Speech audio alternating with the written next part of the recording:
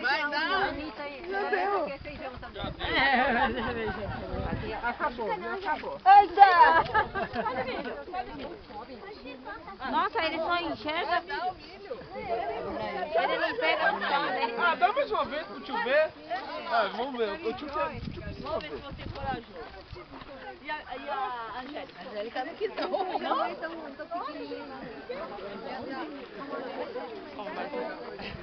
Não brinca, vamos, dá o certinho aí.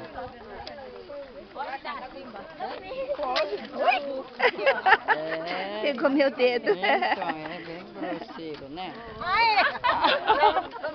Viu? Agora ele pegou.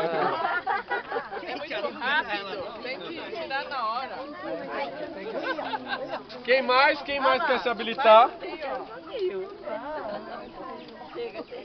Cuidado dessa unha linda aí, ela vai pensar que é Cuidado aí. Ah, então, ele deve ter em média uns 25 anos. Eu acho que tem uns 60, 70 anos. Depende. Porque depende de como que ele tá meio tratado, tudo depende da sua estado de saúde. Mas vive bastante tempo. Abre a mão e tira foto. Isso, vamos lá. Peraí, cadê meu atleta aqui? Cadê meu atleta de ponta? Aqui. Cadê ele que...